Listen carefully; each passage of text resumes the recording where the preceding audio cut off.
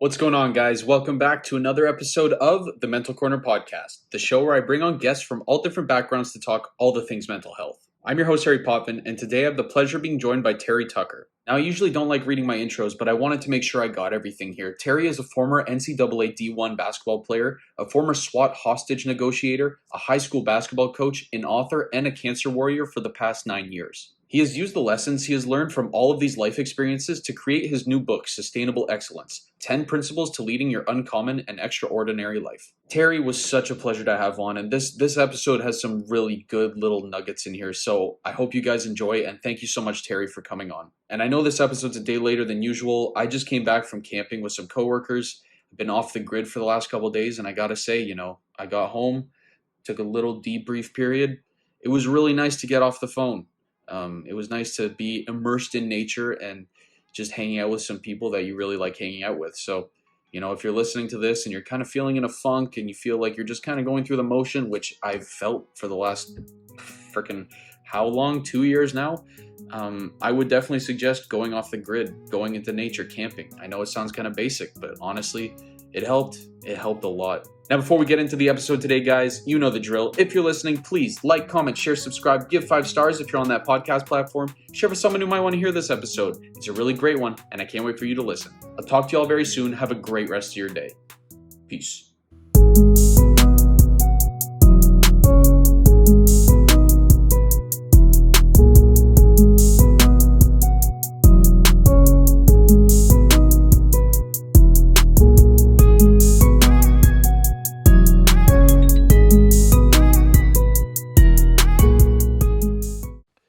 All right, we are live. Terry, what's going on, man? Thanks so much for coming on.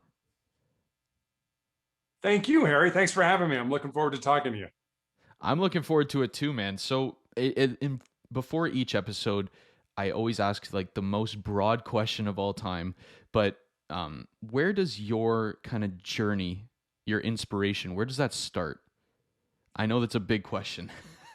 Yeah, in all honesty, I think I think where I am now is a culmination of really my entire life. But in terms of really being aware of mental health, initially, it was probably when I was around 14 or 15. I had 3 knee surgeries in high school. You can't tell this by looking at me or my voice, but I'm 6'8" tall, and I played college basketball here in the United States. But I had 3 knee surgeries in high school, and it was the first time that I realized how our brains worked. And I remember, and again, when I had surgery, my first 2 surgeries were a time before arthroscopic surgery was available. So I kind of have the large zipper scar on the outside of my right knee. But, I was in a cast after my second surgery from my hip to my ankle for the entire summer. I mean, they don't do stuff like that now. They get you back into physical therapy. But when I went back playing after that, I remember my brain kind of kicking in and be like, you're probably a step slower, and college coaches aren't going to want to, all this negative garbage was going on in my head. And that's when I realized, I'm like, no, our brains can hold one thought at a time. Why would you want to make that a negative thought? So that's the first time, probably around 15, that I had to kind of flip the switch and say, no, you know what? Still playing at elite level. Coaches are still contacting me. So that was really my first shot at, boy, your brain's, your brain knows your fears. It knows your vulnerabilities. It knows your insecurities, and it'll use those against you anytime it doesn't like, anytime you step out of the status quo. Yeah, it's interesting, right? Because I've had guests come on where they're like, your brain is actually trying to help you, but sometimes that goes the wrong way, and it just kind of takes those fears and it's like, okay, this is something you're afraid of. You need to pay more attention to this. And that completely backfires. Yeah, it's self-preservation is really what, I mean, it's built in to keep us safe. But if you think about it, the brain likes the status quo. So as long as the status quo is good, the brain is not going to attack you. But I mean, if you were in a dead end job and you said, hey, I'm going to go look for a new job, your brain would be like, whoa, wait a minute. You may not get along with employees in a new company where you work, or the work here is easy and you're making good money. Why? It'll put all these thoughts into your mind about why you shouldn't look for a new job. And then it's up to you. And I mean, I know you're a young man, but I mean, I'm much older, and I've seen people stay and get stuck in dead end jobs and they never move. And it's like, man, you'd be so much better off if you tried something else, if you did something else, if you worked somewhere else. But they never do it. And I think that's because their brain kicks in and is like, no, don't do that. Don't step outside your comfort zone. But if you don't step outside your comfort zone, you're never going to grow. And if you're not growing, then you're dying. Yeah. Yeah, exactly. I've seen that too with people older than me who just get into a job that's comfortable and it's got a decent pay, but they hate it. They like absolutely hate what they're doing. And it's like, what's the point? Like it just doesn't seem like, well, I mean, what do I know? I'm young, but like it just doesn't seem like it makes any sense. I mean, it doesn't. And I talk a lot about, finding your purpose in life. And that's what your goal should be, to find the reason you were put on this earth and then to live that reason. And I'm careful not to say, because for me, in a lot of ways, my job was that purpose, but your job doesn't have to be your purpose. You could be in one of those jobs where, it's just a job and it pays the bills, but your purpose is, I'm going to write, or I'm going to volunteer, or, I like being in plays, or whatever it ends up being. That could be your purpose. So your job doesn't have to be your purpose, but you're right. I mean, we've all seen people that are just absolutely miserable at their job.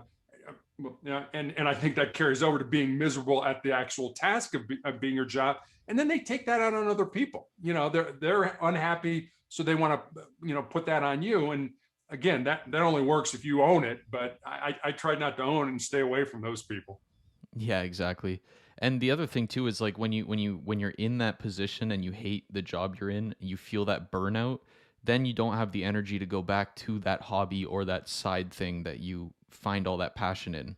So it's a weird balance that you have to find. I'm like I mentioned off camera, like with my job, it's like I'm feeling all this burnout, and sometimes it's hard to, go back to the hobby or the side thing that actually makes me happy because you're so enveloped in that burnout and that stress that comes with work. It's a weird balance to find. It is, but it's definitely a balance worth finding, because you'll be a whole lot happier, and life's too short to be miserable. And, if you think about it, if you sleep for 8 hours a day, you work for 8 hours a day. I mean, that only leaves you another 8 hours to have fun and play. So, you can't do much about the sleep part, but you certainly can do something about where you work and how you spend that 8 hours a day. Yeah, 100%. So let's get into how you got this mindset. So it started around 14, 15. How did that carry over once you got to like or I guess you were in high school already. How did it carry over to like college and further? Yeah, so I went to college on a basketball scholarship, played the NCAA here in the United States governs all different colleges, and there's level 1, 2, and 3. And level 1 are your bigger schools and your better competition, so to speak. And I was fortunate. I was lucky to play at a small Division I school called the Citadel in Charleston, South Carolina. And it was an all-male military school at the time. And I'll be honest with you, I was so focused on basketball in my life that I was really very much one-dimensional. There wasn't much more to Terry Tucker than playing basketball. I mean, I was a decent student. I didn't neglect my grades. My parents were very cognizant of the fact that, hey, you want to play basketball, you better make sure you hit the books and at least maintain a C average. And that's what you had to do in college anyway to be able to be eligible to play. So I go to this military school. I've had 3 knee surgeries. I've never been away from home. I go down there, they shave my head. I'm marching around. And finally I got to the point where I was like, wait a minute. I came here to play basketball. This military stuff is for the birds. And literally I was going to quit. I had never quit anything in my life. I came back from 3 separate knee surgeries to play basketball, to get a scholarship. And I was like, you know what, the heck with this. I'm going home. I'm going to quit. And I was walking over to tell the coaches that I was leaving. And I thought, you know what, I'm going to check and see if I got any mail. And I did. I had a 7-page handwritten letter from my father, who basically said, pull your head out. He said, you've called home 7 times since you've been there, and not one time have you asked about anybody here, how anybody's doing. It's like you are so in your head right now that you can't see the forest through the trees. And I took this letter. I'm up in the rafters of the field house. I'm literally 50 feet away from the coaches that, I'm going to walk in and say I'm going to quit. And I'm reading this letter from my father about how proud he is of me, how I've overcome knee surgeries, how that he loves me. But, it's on and on and on. And I'm out there crying like a baby, and I'm like, well, I got 2 choices now. I can walk that 50 feet and quit, or I can take this letter my father just sent me and try to make this work. And I chose the latter and went and graduated in 4 years. Basically my dad, I was the first person in my family to graduate from college. And my dad was like, you have a free, I say free, certainly you put in, as an athlete, you put in time it's not really free, but you have an opportunity to get a college education and come out with no debt whatsoever. It's like, you know what, you are just missing the big elephant in the room here. Stop thinking about yourself, get outside yourself, figure out what's going on in life and make that happen. So that's kind of, that happened in college. And then when I got out of college, I moved home to find my first job. And I did. I was in the marketing department of the corporate headquarters of Wendy's International, the hamburger chain. And that was the good news. The bad news is I lived with my parents for the next 3.5 years as I helped my mom care for my father and my grandmother, who were both dying of different forms of cancer. So, there was the whole mental aspect of that. Then my wife and I got married. A lot of what I did, if you look at those first 2 jobs, after Wendy's, I was a hospital administrator. Then I went into law enforcement, and people were like, wait a minute, how did you go from a suit and tie, 8 to 5, Monday through Friday kind of guy to now I want to work nights and weekends and get shot at and, and all that kind of stuff. And that was always my passion. My grandfather was a Chicago police officer, and he was shot in the line of duty. It was not a serious injury. He was shot in the ankle, but he was shot with his own gun. And my dad remembered the stories my mom told about the knock on the door of, Mrs. Tucker, please grab your son. Your husband's been shot and come with us. So my dad was like, absolutely not. You're not going into law enforcement. And he had my whole life planned out. You're going to go to college, you're going to major in business, you're going to get out, you're going to get a job, you're going to get married, have 2.4 kids, live in the suburbs, and live happily ever after.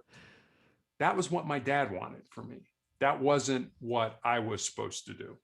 And so, that was another thing of, well, do you want to upset your father while he's dying?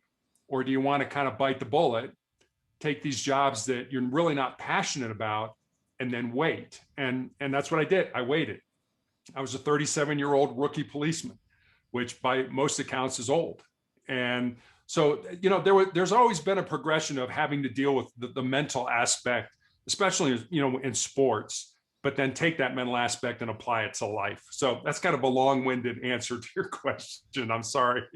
No, that was great, man. Yeah, no, well, because I was in sport as well, and they always say that, like, there's like a 50-50 reaction to playing for so long in whatever sport you're in. There's that half who are like, why are you wasting all this time? You're not going to the Olympics. What's the point? And then the other half where they're like, you can take what you've learned in sport and translate it into life. And I think that you're the perfect example of that mental strength that it takes for all those years of playing basketball, translating that into not only the workforce, but in life as well. It's like, it's such a skill to have. It is. And, if you think about it, at least for me, I was in team sports. I wasn't playing golf or tennis or something that was an individual sport.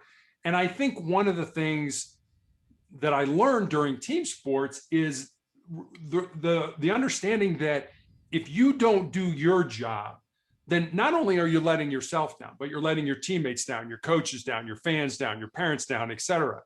And if you think about it, the greatest team game that we all play is the game of life. I mean, there's a lot of people walking around today saying, it's all about me. It's not about you.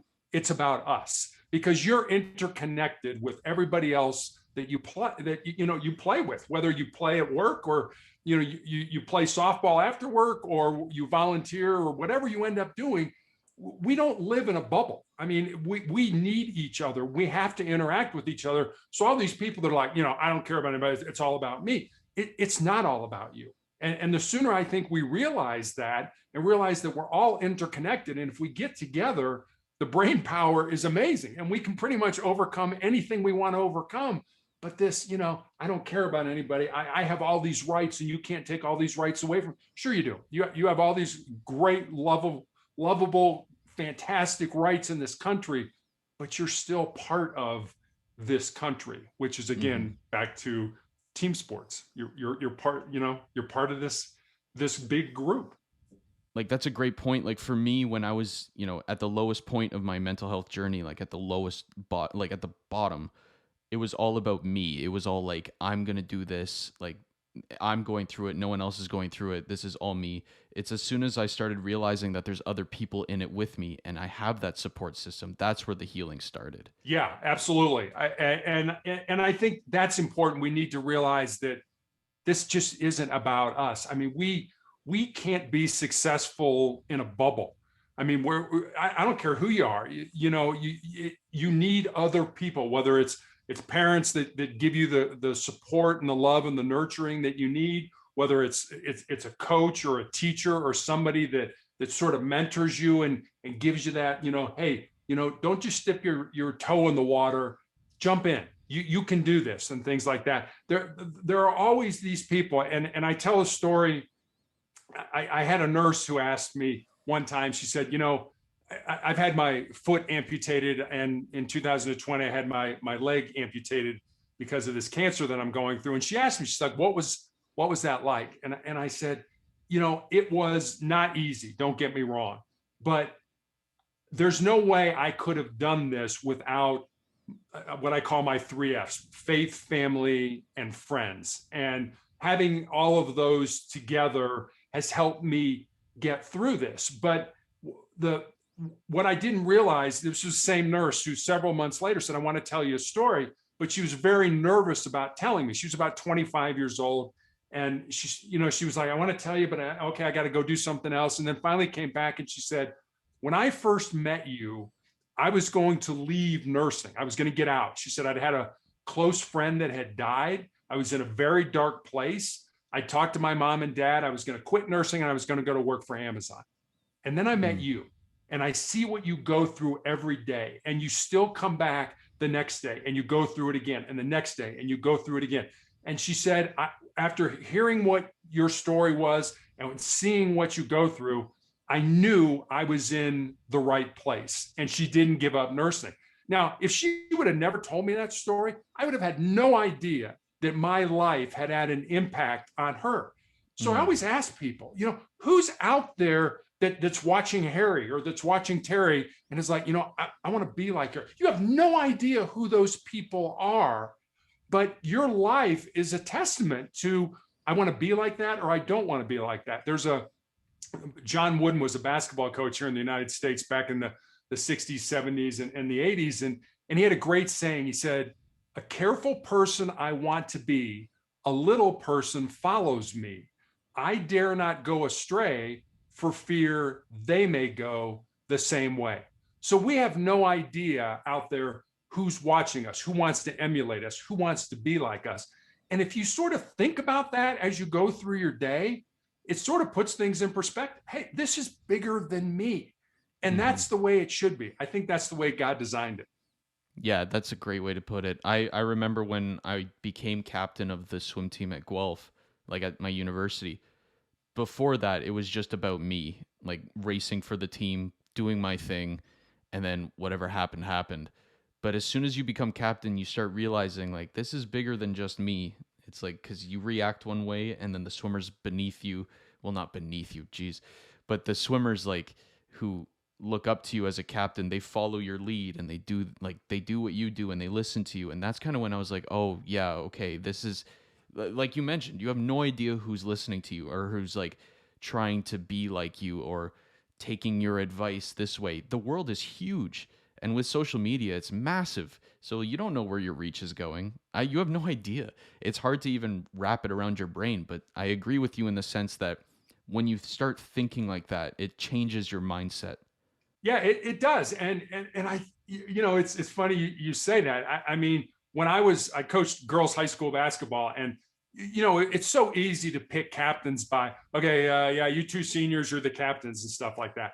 But the way I used to do it, I gave every player a form, and I can't remember all the questions, but it had like 10 questions on it, and it would be, and again, these are not the questions, but basically, you know, give me your top three people of who you'd want to be in a foxhole with, if you had to fight the enemy, who do you think is the best leader on the team? 1, 2, 3. Who do you look up the most? 1, 2. And I picked captains based on that. And sometimes, I would pick sophomores or juniors because those were the players that the other players seemed to look up to.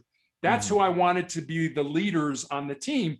And if you look at really good established programs in whatever sport you want, the coaches sort of put that on the leaders. Here, you guys, you young men and women, you tell these up and coming underclassmen, this is how we do things around here. That's not acceptable. And that way the coach doesn't have to do that. And it's received, I think, a whole lot better if it comes from a peer as opposed to an authority figure as a coach. But you got to establish that, your program's character, for lack of a better term, you got to establish that very early on. And especially the first couple of years, it's like, hey, we're not going to be very good this, now. So let's realize that we don't do this here, or this is what is expected of us. I remember I used to make my players clean up the bench after a game. It's like, pick up all these cups and tape and all that kind of stuff and throw it away. And I had a referee come up to me one time and he's like, man, he said, this is amazing. I've never seen, usually that's left to the to the managers or something like that. And I said, no, the managers are part of this team, just like the players are. And just like I am as a coach, I'm there picking up trash and putting it away and stuff like that. And I think that's important to realize that, no job is above anybody else. And, this, underclassmen carry the upperclassmen's bags and stuff. It's like, no, you carry your own weight, you carry your own water, so to speak. Yeah. Oh man, when that culture in my own team shifted, I was like, oh, this is so much better. Like before it was that where like the rookies do, they clean up the mess and they lift up whatever. They're the base that carries the seniors. But now it's kind of more, it was more even when I left, which is so much better. You see a change in the mindset, not just on yourself, but also like everyone in the team. There's like a different energy that comes with that. People are more motivated to come to practice. They're more motivated to work as a team as opposed to like dreading having to go and do the rookie work or whatever you want to call it. Like it just lifts everyone up. It does. And if you haven't read this book, I'm going to suggest one to you. It's called Legacy. And it's about it's written by the man by the name of James Kerr. And it's about the New Zealand national rugby team. And they are, by most accounts, the most successful sports franchise in any sport in any country of all time. And a couple of the things that I took away from that was, you would think if these guys are the best, they're going to hire or bring on players that are technically good, that are technically the best players, but they don't. They hire, I'm not saying they don't, they certainly get good players, but they hire for character. They want somebody of good character to be part of that team because that's the way, at the end of the locker room, when, everybody's left at the end of the game, the captains go around and pick up the cups and the tape and all that kind of stuff because that's not above them. And the other thing I got from that is the humility part, is that, what, I don't have all the answers. I'm not necessarily the best at this, but together, collectively, we can figure this out and we can get better as a team. So I'd recommend that to you. I'd recommend it to certainly your audience. It's just an absolutely fascinating book. I think I took like 4 pages of notes while I was reading it. It's just an amazing book. And I recommend it highly to anybody. Oh yeah, I'll definitely check that out. I love the All Blacks. Oh yeah, they're amazing. That like one of my favorite teams to watch growing up. The haka before each match is just I tried to convince my high school rugby team to start doing that, and they were like, "No, we're not. We're not about to do that." I was like, "Come on, man!" Like we were in the semifinals or something in our division. I was like, "Come on, let's just do it once, please." They're like, "No, no, we're not doing that." We had no coordination. Hey, you got to try sometime, right? Right, that's what I was saying. Like when we went to a European tour, and I was like, "Come on, just once. We're never gonna see these people again." They're like, Right. "No, no, not a chance." And then we lost 75-0. I was like, "Well, it's probably good that we didn't." Right. Oh man.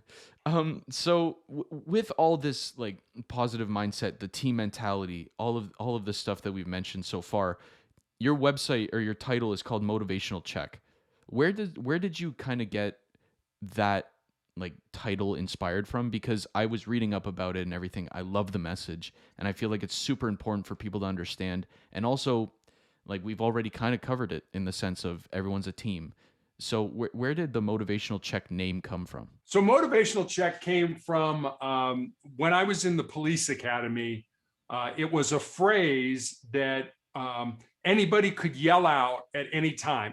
We had a very, very good defensive tactics instructor, and I mean we did. I mean, by the end of the police academy, we ran a marathon, and we did things like that were just more than you ever thought that you were going to do.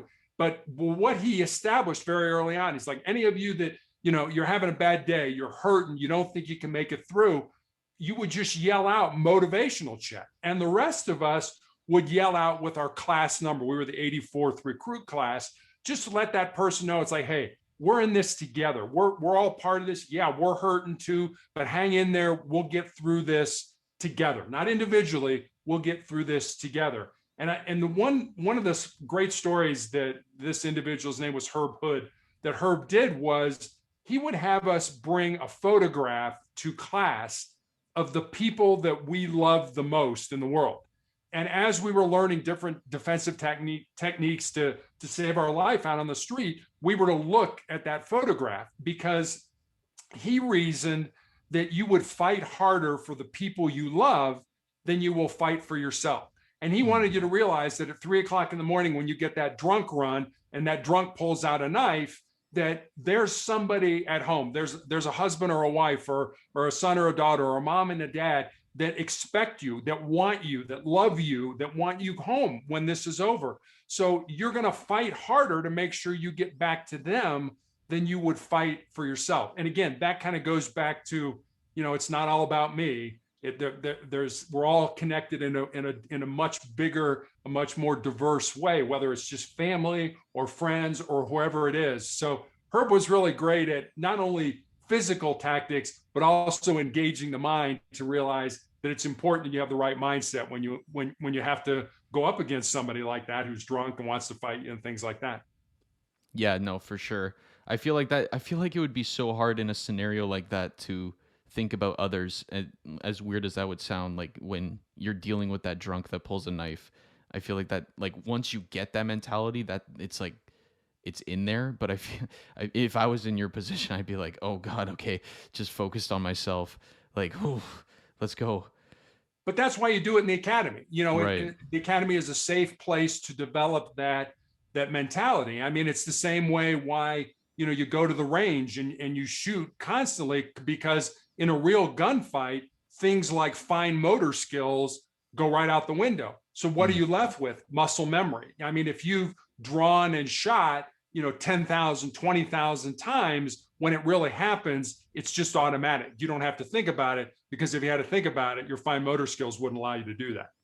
Right, exactly. And that goes back to sport. You do the same thing in sports. All those hours in the gym or in the pool or whatever it is, you get into the race, your adrenaline kicks in. You don't have time to think, okay, when I go for when I grab the basketball, I'm going to shoot like this. I'm going to have all this, like my arm position, my feet position. You don't have time to think like that. No, that's why you practice, and the thousands and thousands and thousands and thousands of shots that you put up, in that hot, humid, sweaty gymnasium during the summer. They always say, great players are made in the off season, great teams are made during the season. So it's in a team sport, if you can, I mean, it's harder in football, and you need somebody else in baseball a lot of times, but in basketball, all you need is a ball and a hoop, and they're almost at every park that you run across. There's no excuse to not be good if you really want to be good. Yeah, I completely agree. So that mentality of motivational check, how did that come into play when you got diagnosed with your cancer? I think my whole life, as I said, was really kind of a culmination that allowed me to really have survived, and not just survived, but really thrived over these last 9 years. When I guess let me give you kind of a quick rundown of my cancer journey. 2012, I was a girls' high school basketball coach, and I had a callus break open on the bottom of my left foot, right below my third toe. And being a coach, you're on your feet a lot, so I didn't think about it a lot initially. But after a couple of weeks where it didn't heal, I went to see a podiatrist, a foot doctor friend of mine, and he took an x-ray and he's like, I think you have a cyst in there and I can cut it out. And he did. And he showed it to me. It was just a little gelatin sac with some white fat in it. No dark spots, no blood, nothing that would give anybody any concern. But he sent it off to pathology. And then 2 weeks later, he calls me. And like I said, he was a friend. The more difficulty he was having describing what was going on, obviously, the more frightened I became, until finally he just laid it out. He said, Terry, I've been a doctor for 25 years. I have never seen this form of cancer. You have a rare form of melanoma, which most of us think of as a skin disease that appears on the bottom of the hand, or the bottom of the feet, or the palms of the hands. I recommend you go to MD Anderson, which is probably one of the best cancer hospitals in North America, and be treated. And so I did. And I had the tumor excised from the bottom of my foot. I had all the lymph nodes taken out of my groin. And then when I healed, I was put on a drug called interferon. Interferon for me was it was a horrible, nasty, debilitating drug that I took a weekly injection of. And then after the injection for 2 or 3 days, I had flu-like symptoms. And I took those weekly injections for almost 5 years. So imagine having the flu every week for 2 or 3 days for 5 years. And that was just to keep the disease from coming back. That was not going to be a cure for me. My oncologist used to say, all this is doing is kicking the can down the road and hoping we'll have more therapies. So that ended in 2017 when I ended up in the intensive care unit with a fever of 108 degrees because of the toxicity to the drug. Had to stop it. Disease came back 2017, 2018, had my left foot amputated. Came back again in 2019, 2 more surgeries. And then last year, as I said, I had an undiagnosed tumor in my ankle that shattered my tibia. And right in the middle of the global pandemic, I had to have my leg amputated. And I also found out that I have tumors in my lungs at the same time. So, you look at that and you're like, there was just never a break. There was always just some, it's like, oh, you're cancer-free for 6 months. Oh, it came back. No, it was always there. There was always some kind of treatment. And I quickly realized that I had to mentally be able to deal with this. And over the last 9 years, I've come up with what I call my 4 truths. And these are things that I've learned and things that I use to make decisions in my life now. And I'll give them to you. They're only one sentence, and I have them written on a Post-it note. And I see them every day sit on my desk. So number 1 is, we talked about this a little bit before, you need to control your mind or it will control you. Number 2 is, you need to embrace the pain and the difficulty that we all experience in life and use that pain to make you a stronger and more determined individual. Number 3 is more of a legacy truth, and that's what we leave behind is what we weave in the hearts of other people. And then number 4, pretty self-explanatory, as long as you don't quit, you can never be defeated. So I use those truths, as a mental guide, I guess, to help me determine what I want to do next. I mean, it's, I go back to the family story. When I had found out the tumors in the lungs, my doctor wanted to start me on chemotherapy. And I was like, I still don't think I want to do that. And I said, but I'll go home and I'll talk to my family. And so I go home, and it's myself and my daughter and my wife. And I'm like, here's the deal. I really don't want to do that. And my daughter immediately, we need a family meeting. I mean, family meeting, there's 3 of us. I mean, what do we mean a family meeting? So we sit around the kitchen table, and I tell my side, and my wife and daughter talk about it. We talk about it. And then my daughter's like, all right, let's take a vote. How many want dad to have chemotherapy? And, my daughter, my wife's hands shoot up, and it's like, wait a minute, I got outvoted 2-1 to have chemotherapy here. What's going on? But it sort of happened. It really did happen. It's kind of a funny story, but it really did happen that way. But it goes back to, you'll fight harder for the people you love than you'll fight for yourself. I didn't want to do it, but my family, is much more important to me than I am to myself.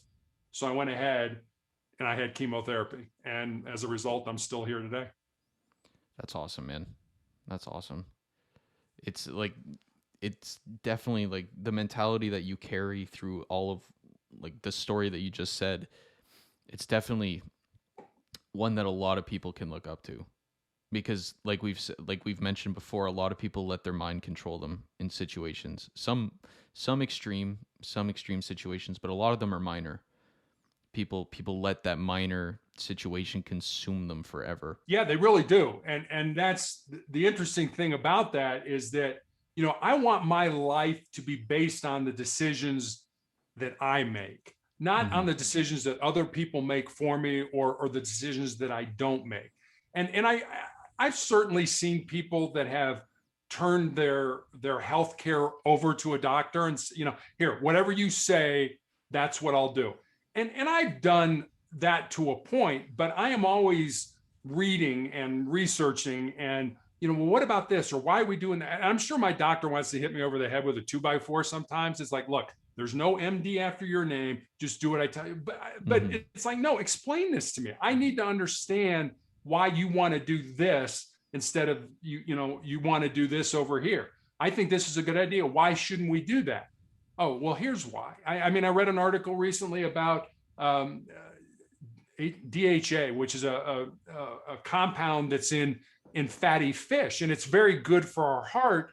But there are some people in Portugal that have done some testing, both in the petri dish and in mice, that DHA, that's what it is. DHA is a compound that kind of acts like a Trojan horse in cancer cells. Yeah, it's good for you. We'll take it in, and then it implodes the cells. So I went to my oncology pharmacist and I'm like, hey, I want to take this. And she's like, oh, no, you don't, because you have bleeding issues. And if you take this will make you more susceptible to bleeding. Oh, okay. Well, that's an explanation that I can live with. All right, I understand that. Yes, it might help my cancer, but I might bleed to death before that happens. So, okay, I can't take this drug. So, don't just sit back and let your life come to you. Get out there and live the life that you're supposed to live. Right. Yeah, exactly. Too many people hold back. And by too many people, I mean myself as well. Like sometimes you just let those thoughts take over. And then you're like sitting in bed for the whole day. And then you're like, what am I doing? Why am I in bed all day? Because of, I don't know, you said the one wrong thing to somebody. You're like, why did I let that little sentence take over my whole day? Yeah. And again, that goes back. One of the chapters that I put in my book was, and it's the one that always resonates with me because I've done it. And I think we've probably all at some point in our life done this. And the chapter's entitled, Most People Think with Their Fears and Their Insecurities instead of using their minds. And I know I've done that. I want to do this. Ooh, wait a minute. What if I fail? Or, what if I fail? Are people going to laugh at me? Or people going to, who cares what other people think about you if that's something you want to do? I always tell young people, especially, if there's a passion in your heart to do something in your soul that's burning for you to do, and it scares you, then go ahead and do it. Because at the end of your life, the things you're going to regret are not going to be the things you did. They're going to be the things you didn't do. And by then it's going to be too late to go back and do them. The what ifs, like they hold you back so hard, especially like for my generation, especially from what I've seen and what I've personally experienced, like with the whole social media movement, the what ifs have been completely inflamed because there's online ridicule. There's going viral for the wrong reasons. There's like all this judgment, this cyberbullying, blah, blah, blah, blah, blah. So people are terrified to take that leap to do anything or make that post about whatever or start that account of whatever or make that video or do anything. They're terrified because it's like, what if I get ridiculed? Because it's a genuine fear now. And it holds people back so hard. It is. I mean, both of my brothers are in education in Chicago, and I hear stories from them as well. And I get it. I mean, I'm old, but I understand where, especially when you're in grade school and you're in those formative years, you want to be part of the group. You want to have people like you and be part of the inset. But I remember when I was 13 years old, I was 6'5". I had a size 14 skinny shoe, and my ears looked like Dumbo. My head had not caught up with my ears. And I got teased mercilessly. And certainly when I was in law enforcement, I can't even begin to repeat the names that I was called as a cop. But that stuff only hurts if you allow it to go inside, if you internalize it and take it in. Why would you surround yourself with people? Why would you want to be part of people who do nothing but tear you down, who do nothing but criticize you? I've always said, Harry, if I didn't know you, but I knew the 5 people you hung around the most, I could pretty much tell you who you are. Yep. Because you're a product of those people. So why not hang out with the people that uplift you, that don't criticize you, that tell you, hey, you can do this. We're in this together. I'm here to support you, and things like that. And again, you're right. Cyberbullying. You'll call me something over the internet that you would never call me face to face. It gives you that opportunity to sort of hide behind the curtain. Sort of like the man in the Wizard of Oz. Pay no attention to that man behind the curtain. Well, that's who the wizard was. It's just a guy. It's just a person. It's not real. So the only way these names can hurt you is if it gets inside you, if you internalize it. Be like Superman, just they hit you and they bounce off. I don't care. That's not who I am. I am something good. I am something positive. I can do anything I want with my life, especially when you're young. You are just clay ready to be molded. Don't let some idiot, who's out there like, you're stupid or you're ugly or you're whatever. I don't like black people. I don't like white people. I don't like red people. Hey, the heck with those people. You are who you are. Own that. Be proud of it. And realize you can do anything you want in this world. Everything you need to succeed in life is already inside you. You just need to find it and pull it out and use it, and you will be great. And yes, 100. Yes to all of it. I completely agree.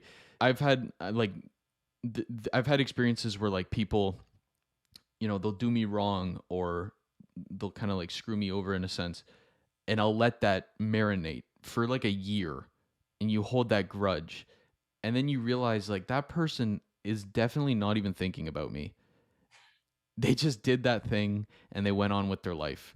That's just who they are. And you're sitting here like marinating in this like anger for no reason. So yeah, you can't let those comments or those people like get to you too hard. You can't. And if you think about it, if somebody criticizes you, instead of being, oh, yeah, say one word to yourself. Good. That person criticized me. All right, let me look at this. Is there validity to what they said? Maybe there is. Maybe I need to make some changes here. Do I feel there's no validity to it? Okay. So something good. I just learned something. I was able to, for a minute, just say, oh, wait a minute, that was criticism. We don't like to be criticized, but criticism can be good. Failure can be good. And I remember as a parent, my wife and I tried not to be a helicopter parent to our daughter, but there were times I remember when she got hurt or things were happening, and I just kind of stood back and I was like, good. Now let's see what she does with this. Let's see how she handles this. And it's in a safe environment where if it gets out of hand, I can step in as a parent and actually be a parent. But every time something bad goes wrong, something bad happens to you, things go wrong in your life. What if you just step back and said, good, now I've got an opportunity to go in a different direction, to take what I've learned and move somewhere maybe that can be even more positive for me, instead of, like you said, just saying, oh God, yeah, I just failed. People are going to be mad at me. People are going to say bad things about me. The heck with that. Use that as a good thing. Use badness as a good thing to help you get better. Exactly. And I think you're the perfect example of that in the sense that you experienced that diagnosis with the cancer. You went through all of that like rehabilitation and all of this like up and down in terms of recovery. And yet you're here now on all these different podcasts. You wrote your book. You're an inspirational speaker, and you have this new like these new truths and this what was it? It was like 10 principles that you follow now. And I don't know if that's from the recovery or just from everything you've experienced in life, but at the same time, you sat back and you said good, and that's where it grew. And I think that's the perfect example for people to follow. Yeah, I mean, I guess I want your audience to understand that. I mean, there's no S on my chest. I do not have a cape. Do I have bad days? Absolutely. Do I cry? Do I get down? Do I get depressed? Do I feel sorry for myself for a little while? I do. I'm a human being. I am not a superhero by any means whatsoever. We're all going to experience pain in our lives, and it doesn't have to be cancer pain like mine. You could flunk a test at school, or you could break up with your boyfriend or your girlfriend, or you not get the promotion at work that you think you deserve. Pain is inevitable. Suffering, on the other hand, that's optional. That's what you do with that pain. Do you sit down there in the gunk and the muck and the garbage and feel sorry for yourself and want people to feel sorry for you?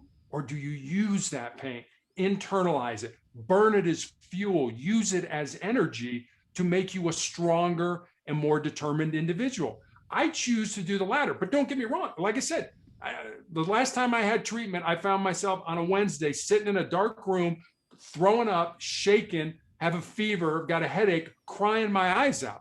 And all it took to get me back was a nurse to come along and put her arm around me, and like, she didn't say a word. She just put her arm around me. I'm like, all right, good. All right, I'm back. I'm energized. I don't let myself stay there. I get there. I'm human. I get there. I just don't let myself stay there. And staying there, that's an option that only you can control. In my personal experience, like when I get there, I get really hard on myself because it's like, oh, why did you get there? Because you set this unrealistic bar for yourself that you're human, but you're above that now. Once you get recovered, you're like, I will never get back into that place. And then when you get there, you get so hard on yourself that you start that suffering cycle. But just realize that you can get there. Just don't stay there like you just mentioned. That was beautiful. I love that. And I hope the listeners take that. Yeah, it's everybody has a breaking point. I don't care who you are. I don't care how tough you are. I don't care what you do for it. Everybody has a breaking point. When I was at college at the Citadel, there was a man who became president of our college for a while, who was the highest decorated prisoner of war in Vietnam, and had to eject out of his fighter airplane after it was hit. Walked with a straight leg that had fused his knee. I mean, the guy was just amazing. But one of the things he talked about was everybody has their breaking point. It doesn't matter, how tough you are or anything. Everybody is going to, be tortured and give up some information eventually. And that's okay. Some of these guys that were in the prisoner of war camp with him were so down on themselves after they were tortured, unbelievable torture, and then gave up some information and just felt like they'd let their country down. And hey, don't worry about it. You did the best you could. You fought the good fight, and that's okay. We're here. We're together. We're gonna work this out. Don't think you're by yourself, and don't think that we think anything less of you because you did that. Because again, everybody has a breaking point, and these men were incredibly tough and did the best they could. Why should you be any different? Why should we be any different? I do the best I can, but yeah, there are some days where I don't want to go and get this treatment. I don't want to feel this way every day. And that's okay. It's okay to feel that way. It's just not okay to stay in that place. Yeah, 100%. So for my listeners who have listened up to this point, there's a lot of people out there that are struggling. Like especially with, I mean, I mention this all the time, like the last year and a half that we've had, like up in Canada, we're still kind of uneasy about things opening up because that fourth wave is looming. Like it's just unfortunately the case. For people who have experienced so much pain and suffering or have just been in a big at the bottom of the pit, like their breaking point has been hit, what would you want to tell them if they were listening right now? So in the 1950s, there was a professor at Johns Hopkins University here in the United States who did an experiment with rats. And hang with me, because I promise I'll get to a point here. Yeah, I know what the heck is he talking about rats for? And so what he did was he took these rats and he put them in water over their head, and he saw how long they could tread water.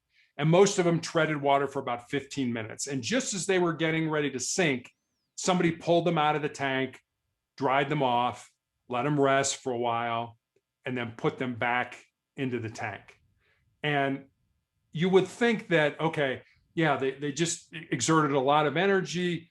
How much longer could they really tread water? Was it another 15 minutes? Was it 10 minutes? Was it 5 minutes? What was it?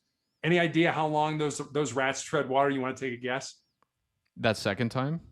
Yeah, second time. 15? 60 hours. What? 60 hours. Yeah, that's what I mean. Like, what? And what that showed was two things. If you have hope, if you believe, I mean, they'd experienced it. I was about ready to drown, and somebody grabbed me out of a tank, and they put me, they saved me, and they dried me off and let me rest, and everything was fine. So in their minds, hey, somebody's going to do that again. As long as I keep going, as long as I keep hanging on here, then somebody's going to do that. So that's the first thing it shows, is hope. And the second thing it shows is that your body can do so much more than you think that it can. So, there's a Navy SEAL here in the United States former Navy SEAL by the name of David Goggins, and he's written a great book. But one of the things he talks about is the 40% rule. And I don't know if you've heard about that, but what it says is if you're at the end of your rope, you just don't think you can go on, you've reached your limit, that you're really only at 40% of your maximum, and you still have another 60% left to give to yourself. And if you think about the 40% rule and you think about the experiment with the rats, those go hand in hand. That's exactly what that's showing you, that your physical body can do so much more than you ever thought it could do. So if you think about the answer to your question, is the limits that we experience in life are the limits that we've put on ourselves. So I don't care how far down you are. You think, I'm at the end. You're not at the end. You're only at 40%. You have 60% more to give to yourself. You're not at the end. You can go farther, harder, smarter than where you're at. So don't think that this is the end. Think that this is just the beginning of where you want to go, and then get there. Because I just, as I said, yes, people have a breaking point, but that breaking point isn't anywhere near where we think it is. Boom. Mic drop. Terry, that was great, man. I first of all love David Goggins. Guy's an absolute machine. But yeah, no, that was perfect. And I hope listeners really take that in, because I'm going to take that in. I've never heard that before, the 40% rule. So I appreciate you saying that. That was great. It works. I'm telling you. I was I had ended up in the emergency room thinking I was having a heart attack, and had some serious side effects over several months with some drugs I was on. And I remember laying on that table, and literally my wife was right by my head, and I had tears coming out my eyes. And I begged, just let me die. I just needed to get out of this body that was continually attacking me. And I remembered at that moment, I don't know why, and I'm so glad I did, reading the article about Goggins and the owner of a professional sports team here in the US, who hired Goggins to go live with his family for 30 days and teach them to do more than their mind and their bodies ever thought they can do. It's a great book. It's kind of a funny book. It's called Living with the SEAL. And Goggins just flips that switch. It's like, no, you can get up at 3:00 in the morning and go run 8 miles and then go to work and do all your stuff. And, Goggins would go out and run these amazing endurance races, hundreds of miles, break every bone in his foot, and then go home, and the next day get up the next day and go run 10 miles and stuff like that. So your body can do so much more than you ever thought it could do. It's an amazing machine. You think about it, there's so many redundancies in it, don't think that, oh, I hurt, I've got a pain, I can't do anything. Trust me, you can do so much more than you think you can. Yeah, 100%. That's some great advice, man. Where can, if my listeners took anything from this episode, where can they find you? So you mentioned Motivational Check. My website is called Motivational Check. So motivationalcheck.com. Every day I put up a new thought for the day. On Mondays, I put up the Monday morning motivational message, which is usually a story or a video. You can get access to my social media accounts. You can get access to my book through that. So motivationalcheck.com pretty much will get you to me. Perfect. Everyone go check that out. I will put the links down below. Terry, again, thank you so much for coming on, man. This was an absolute pleasure. Thank you, Harry. Thanks for having me on. I appreciate it. And to all my viewers, I will see you guys next time.